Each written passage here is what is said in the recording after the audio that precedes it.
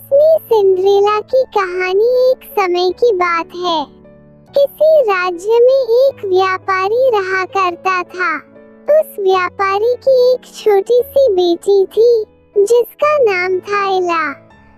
एला बहुत ही प्यारी और नेक बच्ची थी।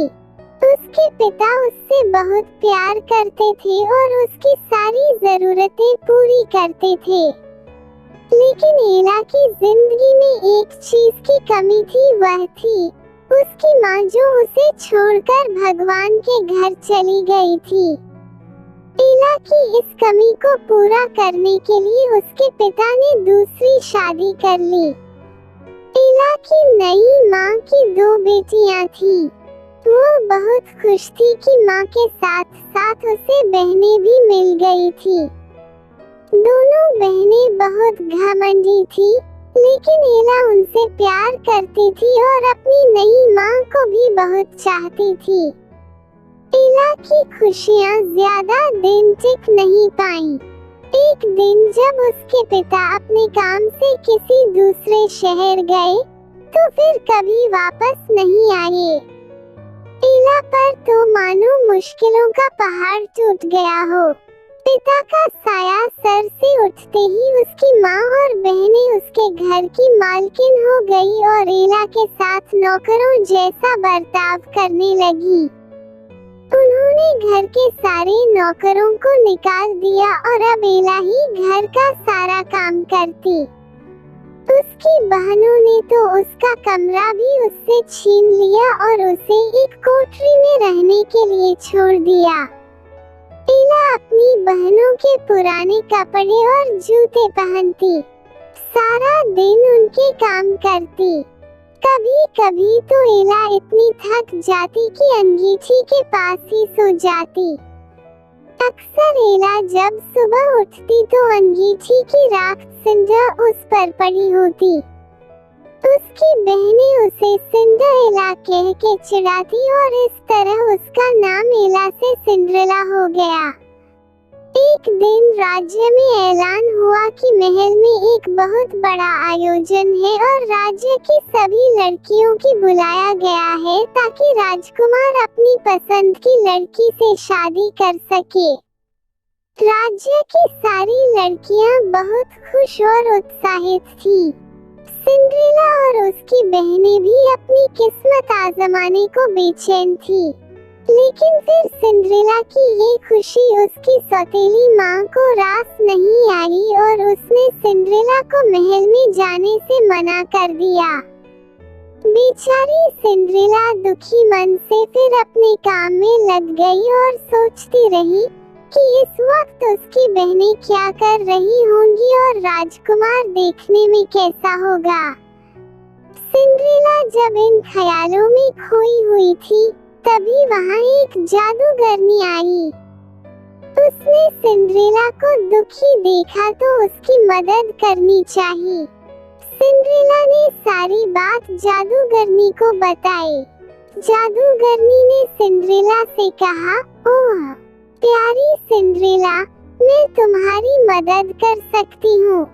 यह कहकर जादूगरनी ने अपनी छड़ी घुमाई और वहाँ पड़े एक बड़े से कद्दू को एक बग्घी में बदल दिया।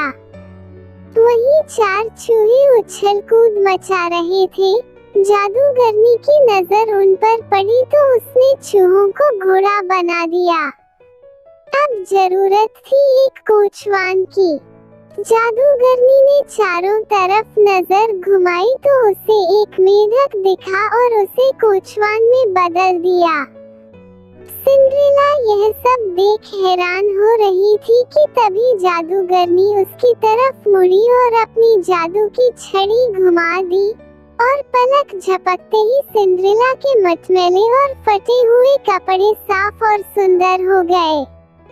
उसके पैरों में टूटी हुई चप्पल की जगह सुंदर कांच की जूती आ गई।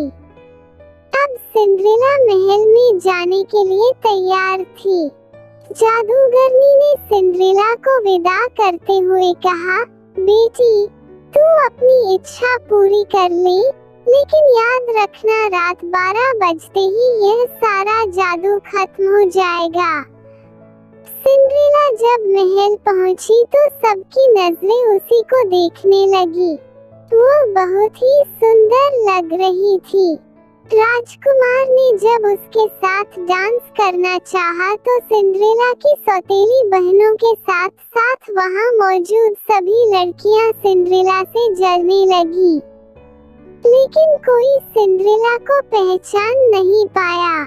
राजकुमार ने उसे देखते ही फैसला कर लिया था कि वह इसी लड़की से शादी करेगा।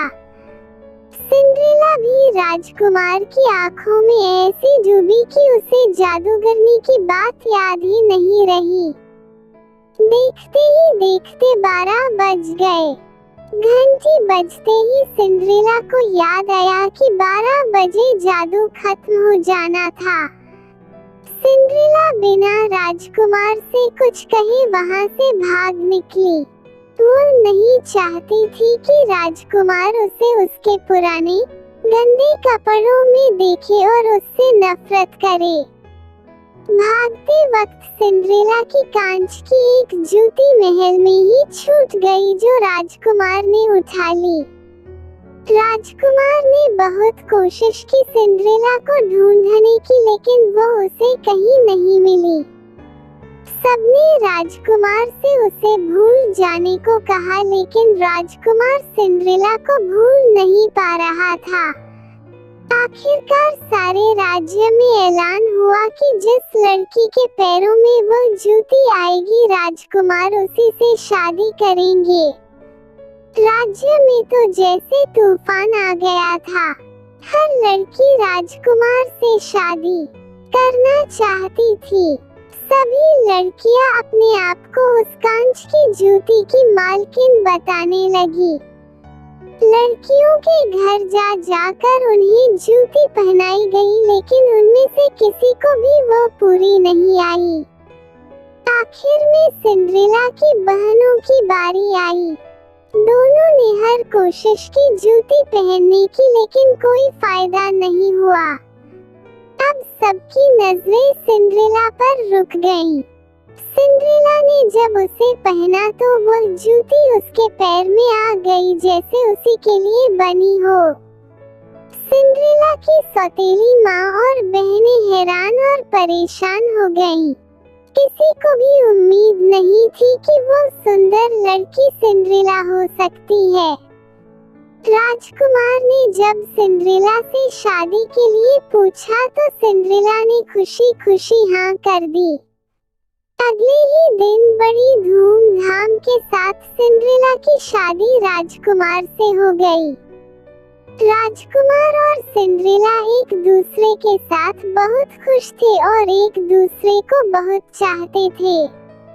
दूसरी तरफ सिंड्रेला की सौतेली माँ और बहनों को सिंड्रेला के साथ बुरा व्यवहार करने की सजा के रूप में राज्य छोड़कर जाना पड़ा।